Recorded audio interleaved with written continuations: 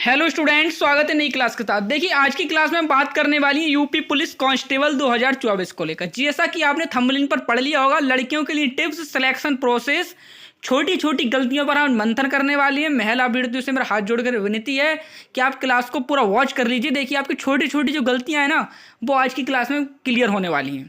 जी हाँ दोस्तों, काफ़ी कमेंट से लगातार मुझे व्हाट्सएप पर कॉल आ रही थी, जो भी फीमेल कैंडिडेट्स मेरे टच में हैं, कि सर आप हमें कुछ बताइए कि हमें कैसे टाइम मैनेजमेंट करना है। जी हाँ दोस्तों, आपको सिलेक्शन के लिए पढ़ाई से भी ज़्यादा जरूरी है टाइम मैनेजमेंट करना, क्योंकि आप क्वेश्चन जानते हुए भी नहीं कर पाते क्योंकि आप टाइम से वंचित रह जाते हैं। तो ये क्वेश्चन आपके माइंड में चल रहा होगा, तो ये सभी क्वेश्चन आज हम क्लियर करने वाले हैं। इससे पहले अगर आप नए हैं तो चैनल को सब्सक्राइब कर लीजिए, ताकि आप किसी भी नोटिफिकेशन से वंचित ना रहे, क्योंकि बेल आइकन प्रेस करना अति जरूरी रहता है। क्योंकि आप हमारे साथ जब तक आपको सिलेक्शन नहीं होता है, कनेक्टेड रहिए। जिनका एग्जाम 23 अगस्त को है ना, उनके लिए क्लास वरदान होने वाली है। ये परीक्षा से पहले एक परीक्षा है, जिसमें आपको मैं छोटी से छोटी टॉपिक्स बताऊंगा कि आप ये गलतियां हरगिज ना करें। क्योंकि इससे पहले भी लगातार कमेंट्स आए थे कि सर देखिए पेपर लीक हो गया तो आपको एक चांस और मिलेगा परीक्षा का, लेकिन आपका जो स्कोर था ना उसी के अकॉर्डिंग रिजल्ट तैयार किया जाता, लेकिन वो तो एग्जाम लीक हो गया, मुद्दा चला, इस कारण दोबारा से री एग्जाम हो रहा है। तो देखिए पेपर भी हाई लेवल से रहने वाला है इस बार, ठीक है। 72 की बजाय धड़कन भी आपकी 80 चलनी चाहिए इस टाइम, तब आप जाकर कुछ करेंगे। और आपको डर नहीं लग रहा है तो आपकी तैयारी अच्छी नहीं है मेरे अकॉर्डिंग, ठीक है। तो देखिए क्या क्या कमी रहा। देखिए, जिन फीमेल कैंडिडेट्स की मैथ वीक है, ठीक है, काफ़ी कमेंट्स आते हैं कि सर हमारी मैथ और रीजनिंग थोड़ा वीक है। तो देखिए, जिनकी जो मैथ और रीजनिंग वीक है ना, उनको क्या करना पड़ेगा, उनको सबसे पहले फोकस करना है जीएस पर और हिंदी पर, ठीक है। जीएस और हिंदी का आपको टाइम मैनेजमेंट करना है। ये जो आपको 30 मिनट में सॉल्व करना लेना पूरा, ठीक है। मैथ और जीएस और हिंदी है, आपको 30 मिनट में हल कर लेंगे। और आपको हम बता दें, इसके बाद आपके पास 90 मिनट का टाइम मिलेगा, ठीक है। 90 मिनट आपके पास रह जाएंगे, क्योंकि आपके पास जो हर रूम में एक घड़ी लगी हुई है, वहाँ आप टाइम देख सकते हैं। जब आप जीएस और हिंदी को 30 मिनट में हल कर लेंगे तो आपके पास बहुत समय बचेगा, 90 मिनट आपके पास बचेंगे। 90 मिनट में आप आराम से मैथ और रीजनिंग करिए।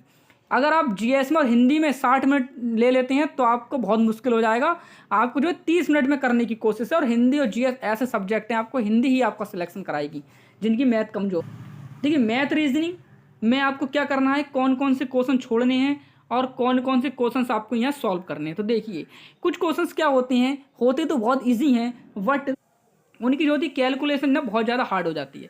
तो हम क्या करते हैं, अपने ईगो के कारण उन क्वेश्चनों में बहुत ज़्यादा टाइम वेस्ट कर देते हैं। हमें ये गलतियाँ बिल्कुल भी नहीं करनी है। हमसे जो क्वेश्चन आ रहा है ना, वही क्वेश्चन को पहले हल करना है। और जो क्वेश्चन हमें लग रहा है कि आसान है लेकिन उसकी कैलकुलेशन ज़्यादा है, तो आपको वहाँ ईगो इस्तेमाल नहीं करना है, उस क्वेश्चन को वहीं छोड़ देना है। अगर आपके पास टाइम बचता है सब क्वेश्चन हल करने के बाद, उसके बाद आपको जो हार्ड क्वेश्चन पर जाना है, ठीक है। जो क्वेश्चन नहीं हो पा रहा है उसको आपको ये छोड़ देना है, ठीक है। क्योंकि आपको ये टाइम मैनेजमेंट पे बहुत ज़्यादा प्रोसेस ध्यान देना है। कुछ क्वेश्चन आपके पास सीटिंग अरेंजमेंट के आ जाते हैं, ठीक है, इसमें ज़्यादा समय लगा देते हैं आप। तो देखिए, जो क्वेश्चन आपको ज़्यादा हार्ड लग रहे हैं, अगर आपको लग रहा है कि ये क्वेश्चन बहुत ज़्यादा समय लेंगे, तो उसे क्यों करना है, पहले जो पहले ईजी है हम उसको करेंगे ना। कुछ क्वेश्चन आपके ऐसे होते हैं बिल्कुल हलवा, जिनको आप आसानी से कर सकते हैं, लेकिन आप जो हार्ड क्वेश्चन के चलते उन क्वेश्चन पर ध्यान ही नहीं देते हो, ये आपकी बहुत बड़ी गलती।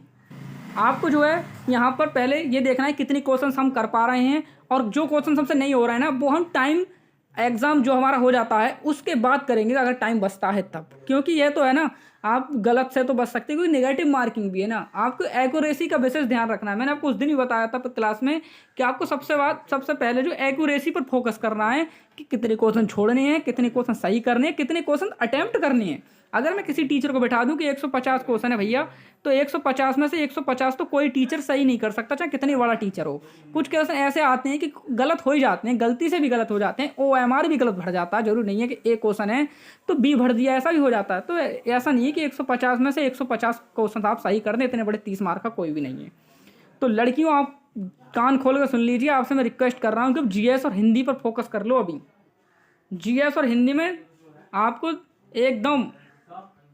एकदम परफेक्ट बनना। हिंदी को रट लीजिए, एक हिंदी मैंने आपको वीडियो प्रोवाइड करा दी है, हिंदी की मेरे हाथ के नोट्स लिखे हुए हैं, कुछ भी आपको वहाँ से बचकर नहीं आने वाला है। आप पूरी फोकस करिए वहाँ से।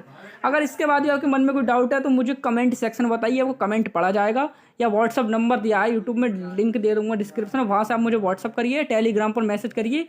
और किसी भी परेशानी से आप वंचित मत रहिए, मुझे सॉल्यूशन दिया जाएगा आपका, ठीक है। तो नेक्स्ट वीडियो के साथ मुलाकात करेंगे, तब तक के लिए थैंक यू फॉर सपोर्ट।